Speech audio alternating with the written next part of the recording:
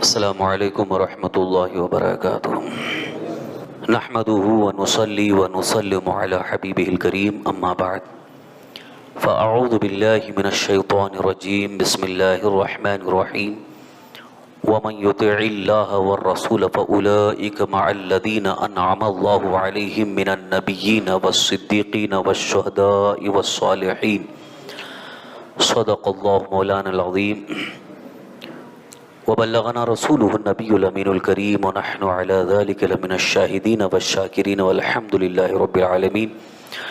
حصول برکت کے لیے ایک مرتبہ درود شریف پڑھ لیں۔ اللہم صلی وسلم علی سیدنا مولانا محمد طب القلوب ودوائها وعافیت الابدان وشفائها ونور الابصار وضیائها وعلى آلہ وصحبہ وسلم تسلیما دائما ابدا۔ اللہ رب العزت کا بے پناہ فضل و کرم ہے کہ اللہ تعالیٰ نے ذکر اور عبادت کی ہمیں توفیق عطا فرمائی۔ اللہ جسے توفیق دیتا ہے وہ اللہ کے ذکر میں مصروف رہتا ہے۔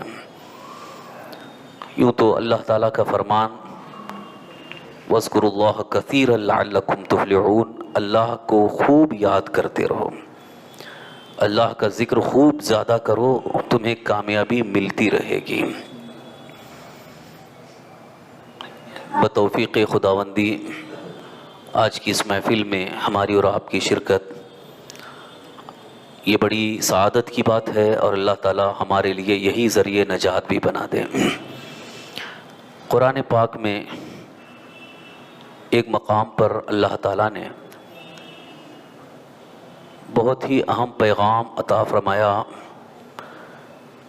انسان اگر اپنے زندگی اور اپنے معاملات اور خود اپنی طرف دیکھے تو انسان اپنے آپ کو ہلکا محسوس کرتا ہے، یعنی اس کی کوئی بہت زیادہ حقیقت نہیں ہے، کیونکہ حقیقت میں اگر دیکھا جائے تو ایک پانی کا قطرہ ہے انسان جس سے دنیا میں وجود میں آتا ہے، لیکن اللہ تعالیٰ اس کے اندر جو خوبیاں عطا فرماتا ہے ایک انسان کو، یہ تو اس کا فضل ہے، لیکن ساتھ ہی ساتھ اس کے عمل کی برکت سے اللہ تعالیٰ اسے بڑی خوبیاں عطا فرماتا ہے۔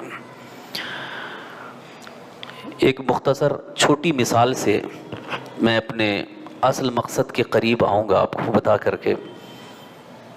ہر انسان کسی مقدس شخصیت سے قریب ہو کر یا ان سے نسبت حاصل کر کے اپنی اہمیت کو بڑھانا چاہتا ہے۔ دنیا دار انسان کسی مشہور انسان سے قریب ہو کر اپنے لیے فخر محسوس کرتا ہے، جیسے آج بہت سارے جو فلمی گانوں سے اور فلم میں کام کرنے والوں سے زیادہ محبت رکھتے ہیں، وہ یہ چاہتے ہیں کہ ان سے کبھی قریب ہونے کا موقع مل جائے، ان کے ساتھ بیٹھنے کا یا ان کے ساتھ سیلفی لینے کا موقع مل جائے۔ ایسے بھی خواہش مند ہیں، اسی وجہ سے اگر کہیں محلے میں آ جائے تو ٹوٹ پڑتے ہیں اس کو دیکھنے کے لیے، جبکہ اس کی کوئی حیثیت نہیں ہے۔ جو شخص خالص دنیا دار ہے، جس کے پاس مال ہے، دولت ہے، شہرت ہے، لیکن حقیقت میں اگر دیکھا جائے تو وہ اللہ کی اس پر لعنت برس چکی ہے، جس پر مسلسل اللہ کی اور فرشتوں کی لعنت برستی ہے۔ ہم اس سے قریب ہونا چاہتے ہیں یا اس سے اپنی نسبت جوڑ کر کے اپنی کوئی اہمیت جتانا چاہتے ہیں؟ اس کے بجائے ہم کو یہ دیکھنا چاہیے کہ کس سے ہم قریب ہوں تو اللہ ہمیں پسند فرمائے، اللہ تعالی ہمیں قبول فرما لے۔ اور ساتھ ہی ساتھ قریب ہونے سے ایک بڑا فائدہ یہ ملنا چاہیے کہ ہمارا ایمان مضبوط ہو جائے، عمل درست ہو جائے، اخلاق بہتر ہو جائیں۔ لیکن وہ دنیا دار، وہ فلم انڈسٹری سے تعلق رکھنے والے، ان سے قریب ہونے سے نہ ایمان مضبوط ہوگا بلکہ ایمان اور کھوکھلا ہوگا، اخلاق درست ہونے کا کوئی سوال ہی نہیں پیدا ہوتا۔ وہ انتہائی گرے ہوئے اخلاق والے ان سے قریب ہونے کی صورت میں اخلاق بہتر ہونے کا کوئی سوال ہی نہیں ہے۔ اب آئیے میں آپ کو ان سے قریب کرنا چاہتا ہوں جن سے قریب ہونے کی صورت میں اللہ تعالیٰ تو بے پناہ راضی ہوتا ہے اور کائنات کا ہر ذرہ اس کے لیے دعا کرتا ہے، اور اس کا مقام اور اس کا مرتبہ اتنا اہم ہو جاتا ہے کہ اللہ تعالیٰ اس کی صحبت کی خوشبو اسے عطا فرماتا ہے۔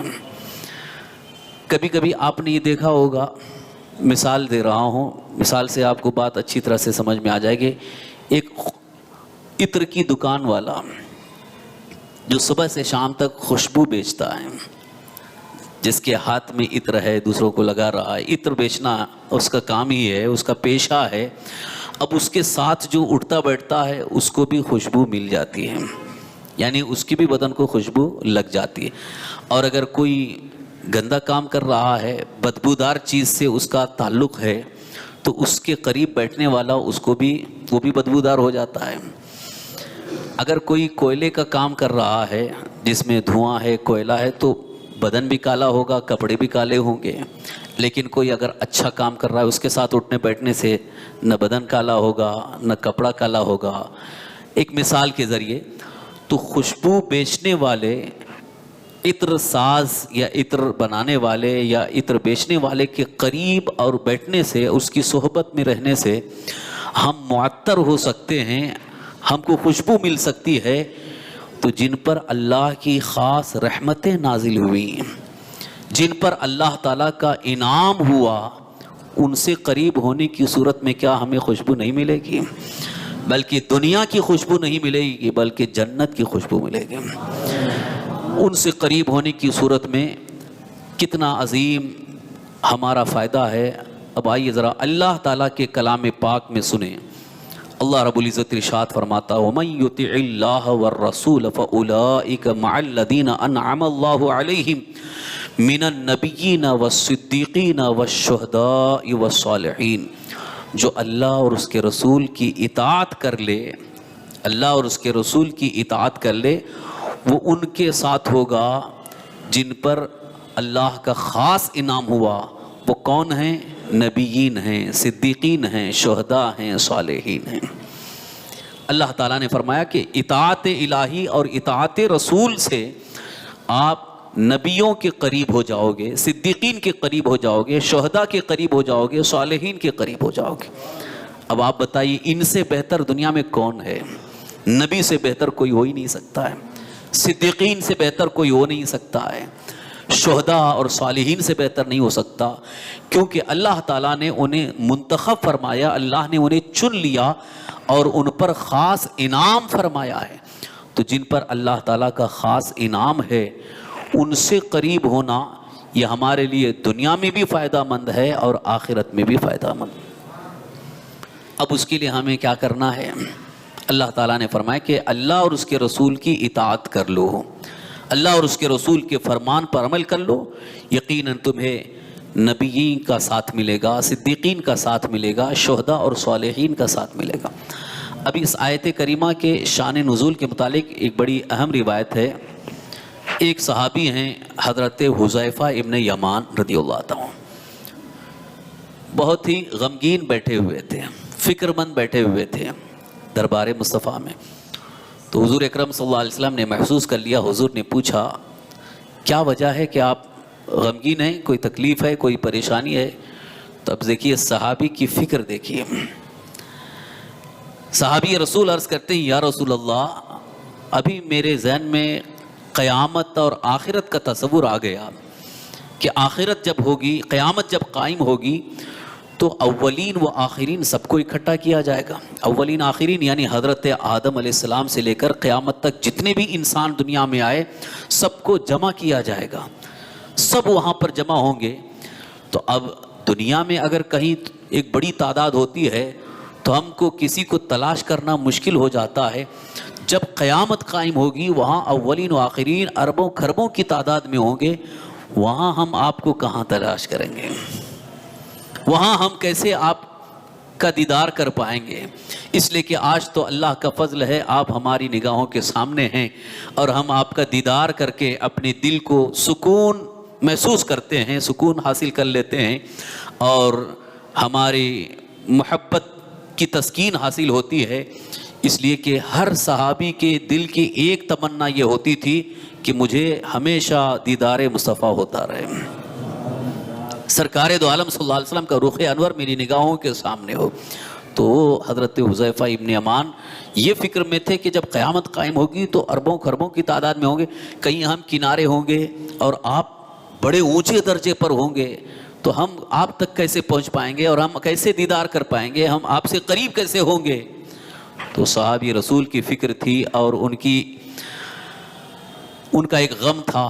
اللہ تعالیٰ نے یہ آیت نازل فرمائی، حضرت جبریل امین علیہ السلام بارگاہ مصطفیٰ میں حاضر ہو گئے اور اللہ کا یہ پیغام لے کر کے آ گئے، جو اللہ اور اس کے رسول کی اطاعت کر لیتا ہے وہ نبیوں کے ساتھ ہو جاتا ہے، یعنی دنیا میں بھی ان کی محبت اور ان کی رحمت ان کے ساتھ ہوگی، اور دنیا سے جانے کے بعد قیامت جب قائم ہوگی تو اس وقت قربت مصطفیٰ یعنی اللہ کے حبیب صلی اللہ تعالی وسلم سے قریب ہونے کا اگر شرف حاصل کرنا ہے، شوق ہے، تو اللہ تعالیٰ فرماتا ہے میرے اور میرے رسول کی اطاعت کر لو۔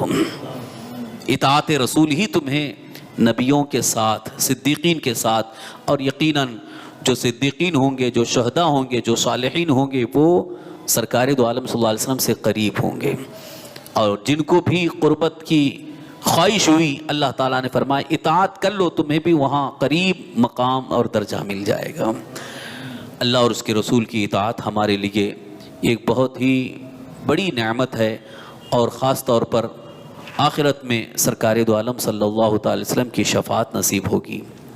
تو اطاعت الہی اور اطاعت رسول یہ ہمارا مین مقصد ہونا چاہیے، ہدف العین ہونا چاہیے۔ اس کے لیے ہمیں بہت ساری قربانیاں دینی پڑتی ہیں۔ کبھی کبھی ایسا ہوتا ہے کہ ہم اللہ اور اس کے رسول کی اطاعت کرنا چاہتے ہیں، لیکن دنیا کی کوئی چیز ہمیں آ کر کے رکاوٹ بن جاتی ہے، روکتی ہے۔ کبھی نام و نمود، کبھی عزت، کبھی شہرت، کبھی دوست و احباب، کبھی خاندان والے، کبھی گھر والے، یہ ہمارے لیے رکاوٹ بنتے ہیں، اطاعت الہی اور اطاعت رسول نہیں کر پاتے ہیں۔ جیسے عام طور پر جو آج بات ہمارے سامنے ہے، جس کو ہم سب محسوس کر رہے ہیں، کہ اللہ اور اس کے رسول نے کسی چیز کو اگر منع فرمایا، کسی چیز سے اللہ اور اس کے رسول نے منع فرمایا کہ یہ مت کرو، اب ہم خاندان کو دیکھ رہے ہیں، سماج کو دیکھ رہے ہیں کہ نہیں، اگر نہیں کریں گے تو سماج میں ہماری عزت نہیں ہوگی، ہماری ناک نیچے ہو جائے گی۔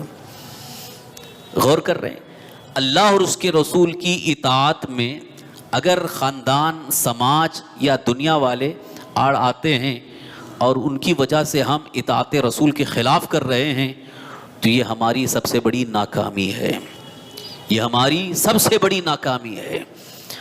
کامیابی تو یہ ہے کہ دنیا والے، سماج، خاندان، دوست و احباب، گھر والے سب ایک طرف ہو جائیں اور فرمان مصطفیٰ ایک طرف ہو۔ اللہ اور اس کے رسول کے فرمان پر عمل کرنے میں کوئی چیز ہمارے لیے رکاوٹ نہ ہو، تو یہی اصل اطاعت الہی اور اطاعت رسول ہے۔ اگر ہم نے موقع مل لیا کر لیا، موقع مل گیا عبادت کر لیے، جیسے موقع مل گیا نماز پڑھ لیے، موقع مل گیا تو روزہ رکھ لیے، تو یہ کسی موقع ملنے کی بنیاد پر کر لینا یہ الگ چیز ہے، لیکن مستقل طور پر ایمانی حرارت اور اللہ اور اس کے رسول کی رضا حاصل کرنے کے لیے اطاعت کا جذبہ اگر ہمارے اندر پیدا ہو جاتا ہے، تو پھر سمجھ جائیے کہ دنیا میں سب سے بڑی کامیابی ہمیں حاصل ہوگی۔ یہ کامیابی کا سب سے عظیم زینہ ہے۔ اسی وجہ سے صحابہ اکرام رضوان اللہ تعالی نے اس بات کو محسوس کر لیا تھا کہ جب تک ہم اللہ اور اس کے رسول کی اطاعت میں ہوں گے، دنیا کی کوئی طاقت ہمیں زیر نہیں کر سکتی ہے، دنیا کی کوئی طاقت ہمیں رسوا نہیں کر سکتی ہے۔ صحابہ اکرام نے اس بات کو محسوس کر لیا تھا، اسی لیے انہوں نے سب کچھ اپنا قربان کرنا پسند کر لیا، لیکن فرمان مصطفیٰ کو ٹالا نہیں، بلکہ فرمان مصطفیٰ پر عمل کیا۔ عالم یہ ہے، نوجوان صحابی ہیں، نوجوانی کا دور کتنا اہم ہوتا ہے، ایک نوجوان کے لیے اس کی نوجوانی بڑی اہم ہوتی ہے، اور نوجوانی میں عیش و آرام، خواہشات نفسانیہ کی بڑی اس کو فکر ہوتی ہے کہ مجھے یہ کرنا ہے، وہ کرنا ہے، یہاں جانا ہے، وہاں جانا ہے، کیونکہ ابھی جوانی ہے. بڑھاپے میں آنے کے بعد انسان سوچتا ہے کہ اب سب کر لیے، اب تو قبر کی طرف جانا ہے. لیکن نوجوان کیا سوچتا ہے کہ ابھی تو میرا بہت وقت باقی ہے، میری عمر بہت ابھی ہے، مجھے یہ سب کر لینا ہے. تو اس فکر میں نوجوان کیا سے کیا کر لیتا ہے. قربان جاؤ اس نوجوان صحابی پر جن کا نام حضرت حنظلہ ہے. نوجوانی کا دور ہے، شادی ہوئی ہے، پہلی رات ہے، اپنے گھر میں پہلی رات اپنے بیوی سے قریب ہیں. لیکن اچانک ادھر اللہ کے حبیب سرور کائنات صلی اللہ تعالی وسلم کی طرف سے منادی یعنی آواز دینے والے، اعلان کرنے والے اعلان کر رہے ہیں کہ سرکار دو عالم صلی اللہ تعالی وسلم نے سب کو بلایا ہے جہاد میں جانے کے لیے، جنگ میں جانے کا حکم ہو گیا، لہذا سب لوگ چلو.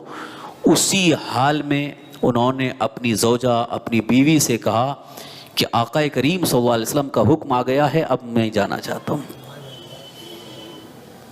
عورت جو کہ نکاح ہو کر کے آئی ہے، اپنا گھر بار چھوڑ کر کے آئی ہے، عورت تو یہ کہہ سکتی تھی کہ میں سب کچھ چھوڑ کر کے آپ کے لیے آئی اور مجھے چھوڑ کے جا رہے ہیں. جبکہ اس دور میں خواتین بھی جانتی تھی کہ جہاد میں جانے والا شاید کم واپس آ جائے، کیونکہ وہاں تو اللہ کے حوالے کرنا ہے. وہ خاتون کتنی عمدہ اور کتنی مضبوط دل والی، کتنے بڑے جگر والی، انہوں نے کہا آقا کا حکم آ گیا ہے، میں کھلی دل سے اجازت دیتی ہوں، آپ چلے جائیے، اللہ کی راہ میں ہم نے آپ کو سپرد کر دیا ہے. اسی حال میں وہ چلے گئے اور پھر جہاد میں جانا ہوا، جنگ میں لڑے، دشمنوں کے مقابل میں لڑتے لڑتے شہید ہو گئے. ادھر جب جنگ ختم ہوئی، جنگ کا غبار چھٹا، لاشوں کو جمع کیا گیا تو صحابہ عرض کرنے لگے یا رسول اللہ حنظلہ کی لاش نظر نہیں آ رہی، حنظلہ کی لاش نظر نہیں آ رہی ہے. سرکار دو عالم صلی اللہ علیہ وسلم نے نگاہ اوپر کی، پھر اس کے بعد حضور نے فرمایا حنظلہ کی لاش کو فرشتے غسل دے رہے ہیں، فرشتے غسل دے رہے ہیں، اس لیے کہ وہ اس حال میں آئے تھے کہ انہیں غسل کرنے کا خیال بھی نہیں تھا، غسل کا خیال نہیں تھا. اللہ اکبر. جن کو اللہ تعالیٰ نے فرشتوں کے ذریعے غسل کا انتظام فرمایا ہو، اب ان کا مقام و مرتبہ کتنا اونچا ہوگا. اسی لیے ان کا لقب ہی پڑ گیا غسیل الملائکہ، غسیل الملائکہ، جن کو فرشتوں نے غسل دیا ہے. سرکار دو عالم صلی اللہ علیہ وسلم ارشاد فرماتے ہیں کہ ان کا جنازہ، جس کے لیے ہزاروں لاکھوں کی تعداد میں فرشتے آئے ہیں ان کے جنازے میں. تو یہ نوجوانی کا دور، اور اپنی خواہشات کو، اپنی آرزوؤں کو انہوں نے اللہ اور اس کے رسول کے فرمان پر قربان کر دیا. لیکن آج ہمارا حال یہ ہے کہ اپنی خواہشات کے لیے اللہ اور اس کے رسول کے فرمان کو قربان کر رہے ہیں. فرمان مصطفیٰ رہنے دو ایک طرف، لیکن ہماری خواہش پوری ہونی چاہیے. شادی بیاہ میں آج کل جو خرافات ہو رہی ہیں اس سے اللہ کی پناہ. یہ اللہ اور اس کے رسول کی اطاعت کے خلاف ہم چل رہے ہیں، لہذا ہماری زندگی ہمارے لیے وبال جان بن جائے گی، ہماری زندگی ہمارے لیے وبال جان بن جائے گی. اس لیے کہ خواہشات کی تکمیل اگر اللہ اور اس کے رسول کے حکم کے خلاف ہو رہی ہے تو زندگی وبال جان ہے، اور قبر ہمارے لیے جہنم کا گڈھا بن سکتی ہے. کیونکہ رسول پاک صلی اللہ علیہ وسلم نے ارشاد فرمایا قبر یا تو جنت کی کیاریوں میں سے ایک کیاری بن جائے گی، یا تو پھر جہنم کا ایک گڈھا بن جائے گی. صحابہ نے جب پوچھا تو حضور اکرم صلی اللہ علیہ وسلم ارشاد فرماتے ہیں جو اللہ اور اس کے رسول کی اطاعت کر لیتا ہے اس کے لیے قبر جنت کی کیاری ہے. روضۃ من ریاض الجنہ، وہ جنت کی کیاری بن جاتی ہے، اسے جنت کی بہاریں ملتی ہیں، اور جب تک وہ قبر میں رہے گا قیامت قائم ہونے تک اسے جنت کی خوشبو ملتی رہے گی اور جنت کی بہاریں ملتی رہیں گی. اور جو اللہ اور اس کے رسول کے اطاعت کے بجائے فرمان الہی، فرمان رسول کو ٹھکراتا ہے، نافرمانی کرتا ہے، اس کے لیے اس کی قبر جہنم کا گڈھا بن جائے گی، اور جہنم کی کھڑکی کھول دی جائے گی، جس سے اس کو مسلسل گرم لو اور تپش آتی رہے گی، اور اس پر مسلسل عذاب کے فرشتے مسلط کر دی جائیں گے. وہ چیختا رہے گا، کراہتا ہوگا، وہاں کوئی سہارا دینے کے لیے نہیں آئے گا، وہاں کوئی پوچھنے تک نہیں آتا ہے کہ کس حال میں ہو. اگر اللہ تعالیٰ ہی فضل فرمائے تو قبر کی وہ زندگی کچھ آرام کی ہو سکتی ہے. آج تھوڑی دیر کے لیے اگر ہم یہ سوچ لیتے ہیں، تھوڑی دیر کے لیے اگر ہم یہ سوچ لیتے ہیں، جیسے رات کو سوتے وقت، رات کو جب سونے کے لیے اپنے حجرے میں اپنے بستر پر جب جائیں تو اس وقت آنکھ بند کر کے صرف ایک بار یہ سوچ لینا کہ ایک دن قبر میں بھی ہم کو ایسے ہی سونا ہوگا، ایک دن قبر میں اس طرح سے سونا ہوگا. اس وقت کیا ہوگا؟ ابھی تو لائٹ بند کر لیے ہیں لیکن ابھی لائٹ چالو کر سکتے ہیں، اجالا ہوگا، روشنی ہوگی. یا اگر کوئی ضرورت پڑی تو اپنی بیوی کو بلا لیں گے، بیٹے کو بلا لیں گے، بھائی کو بلا لیں گے، بہن کو بلا لیں گے، کوئی بھی آ جائے گا. لیکن قبر میں جب کوئی پریشانی آئے گی تو وہاں کسی کو نہ بلا سکتے ہیں، وہاں کوئی نہیں ہوگا. اس لیے بزرگان دین فرماتے ہیں اگر قبر کی راحت چاہتے ہو تو اللہ اور اس کے رسول کی اطاعت کر لو، کیونکہ جو اللہ اور اس کے رسول کی اطاعت کر لیتا ہے، میرے آقا صلی اللہ تعالی وسلم ارشاد فرماتے ہیں کہ اس کی قبر میں میں پہنچ جاتا ہوں. اب ادھر امام اہل سنت اعلیٰ حضرت مجدد دین و ملت امام احمد رضا علیہ الرضوان یوں عرض کرتے ہیں، قبر میں لہرائیں گے تا حشر چشمے نور کے، قبر میں لہرائیں گے تا حشر چشمے نور کے، جلوہ فرما ہوگی جب طلعت رسول اللہ کی. تو اللہ اور اس کے رسول کی اطاعت کا ایک بہت بڑا صلہ یہ ہوگا کہ دنیا اس کے لیے غم کا گھر نہیں بلکہ اس کے لیے راحت اور خوشی کا گھر، اور ساتھ ہی ساتھ دنیا سے جانے کے بعد قبر اس کے لیے جنت کی کیاری بن جائے گی. میں یہاں پر خاص طور پر یہ عرض کرنا چاہوں گا کہ کبھی کبھی جو ہم سوچتے ہیں ہم اپنے دماغ سے سوچتے ہیں. ہماری فکر، ہمارا دماغ، ہماری سوچ کتنی ہو سکتی ہے؟ اب آپ اندازہ لگائیے، جس نے پوری دنیا کو پیدا فرمایا اس کا پیغام، اس کا فرمان ہمارے لیے بہتر ہے یا ہماری سوچ بہتر ہے؟ ہماری سوچ یہ ہمارے حق میں کبھی کبھی نقصان دہ ہوتی ہے. ہم کبھی غلط سوچتے ہیں کہ نہیں اس میں ہم کو فائدہ ملے گا، یہ صحیح ہوگا. لیکن اپنی سوچ، اپنی فکر پر بھروسہ نہ رکھو بلکہ اللہ کے فرمان پر بھروسہ رکھو. اللہ کے حبیب سرور کائنات صلی اللہ علیہ وسلم کے فرمان پر بھروسہ رکھو. اپنی فکر کو وہاں پر بالکل ہی جھکا دو کہ ہماری فکر یہاں پر کچھ بھی کام کی نہیں ہے. جہاں اللہ اور اس کے رسول کا فرمان آ گیا وہاں ہمیں جھکنا ہے، سر تسلیم خم کرنا ہے. وہاں اپنی فکر کو بھی قربان کرنا ہے، اپنی خواہشات کو بھی قربان کرنا ہے. اسی لیے ایک موقع پر سرکار دو عالم صلی اللہ تعالی وسلم نے ارشاد فرمایا، حدیث پاک کا مفہوم ہے کہ وہی کامیاب ہے جس نے اپنی خواہش کو میری رضا کے مطابق کر لیا، یعنی میرے فرمان کے مطابق جس نے اپنی خواہش کر لیا وہ کامیاب ہے. وہ دنیا اور آخرت میں کبھی ذلیل رسوا نہیں ہے. اللہ تعالیٰ اسے اپنا مقبول بندہ بنا لے گا، اللہ تعالیٰ کا اس پر خاص انعام ہوگا. اس لیے کبھی کبھی ہم جو دنیا کی خواہشات رکھتے ہیں، ٹھیک ہے اللہ تعالیٰ نے بھی حکم فرمایا ہے کہ کلو واشربو من رزق اللہ، اللہ کے رزق سے کھاؤ پیو، ولا تسرفو، لیکن اسراف نہ کرو، اسراف نہ کرو، فضول خرچی نہ کرو. یہ اللہ کا فرمان ہے. آج ہم اپنے اعمال کو دیکھیں اور اپنے کردار کو دیکھیں، اپنے اخراجات کو دیکھیں کہ کہاں کہاں ہم فضول خرچی کر رہے ہیں، کس کس جگہ ہم فضول خرچی کر رہے ہیں. تو اگر فضول خرچی کر رہے ہیں تو یہ اللہ کے حکم کے خلاف ہے، اور اللہ کے حکم کے خلاف جانے والا وہ کبھی بھی خوش نہیں ہو سکتا ہے، بلکہ دنیا بھر کی تکلیفیں، دنیا بھر کے غم اس کے اوپر سوار ہو جاتے ہیں. اس لیے چند دنوں کے لیے اپنی اس ناجائز خواہشات کو قربان کر کے اللہ اور اس کے رسول کے فرمان پر عمل کرنے کی کوشش کریں. اگر ہم نے کوشش شروع کر دی تو انشاءاللہ ہمیں بڑا آسان لگے گا. عمل کرنا بہت مشکل بھی نہیں. اللہ اور اس کے رسول کا فرمان کوئی ایسا بھی نہیں ہے کہ ہماری طاقت سے زیادہ ہو کہ ہم نہیں عمل کر سکیں گے. یہ آج کی ایک سوچ بنی ہوئی ہے، ارے آج کل کہاں سے ہو پائے گا، ہم نہیں کر سکیں گے. یہ بالکل ہی گھٹیا سوچ ہے. حقیقت یہ ہے کہ اگر ہم عملی زندگی کو اس طرح سے بنانے کی کوشش کریں خود بخود آسان ہے، آسان ہے، کوئی مشکل نہیں ہے.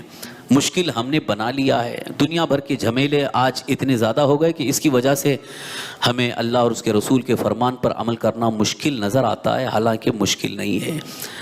بلکہ میں یہ سمجھتا ہوں کہ آج کے دور میں ہمارے لیے جتنی آسانیاں ہیں، اگر پچھلے دور کی تاریخ دیکھیں گے، صحابہ اکرام کی زندگی مکہ مکرمہ میں، مدینہ منورہ میں، ان کے ساتھ کتنی مشکلات تھیں، آج وہ کوئی مشکل ہمارے لیے نہیں ہے۔ وہاں تو حال یہ تھا کہ اگر کوئی نماز پڑھتا نظر آتا تو اس کے اوپر وہ لوگ تکلیفوں کا سلسلہ شروع کر دیتے تھے، مارتے تھے، ظلم کرتے تھے۔ لیکن اللہ کا شکر آج کوئی مارنے کے لیے تو نہیں کھڑا ہے، کوئی یہاں پر مسجد کے دروازے پہ بندوق لے کے نہیں کھڑا ہے کہ اگر آؤ گے تو ہم گولی مار دیں گے، مگر اس کے باوجود مسجد نہیں آنا چاہتے ہیں۔ کوئی پہرا دے کے نہیں کھڑا ہے گھر کے پاس کہ نکلو گے تو ہم مار دیں گے، لیکن نہیں، اس کے باوجود نہیں آ رہے ہیں۔ صحابہ اکرام کا حال یہ تھا کہ تو نماز کبھی نہیں چھوڑتے تھے، ساتھ ہی ساتھ اللہ کے رسول سرور کائنات صلی اللہ علیہ وسلم کی محبت کا بھی اظہار کرتے تھے، اور یہ دیکھتے تھے کہ انہیں تکلیفیں دی جا رہی ہیں، انہیں ستایا جا رہا ہے، پھر بھی وہ خاموش نہیں رہتے۔ حضرت بلال حبشی رضی اللہ عنہ، ان کی تاریخ آپ پڑھو تو واقعی ایمان تازہ ہو جاتا ہے۔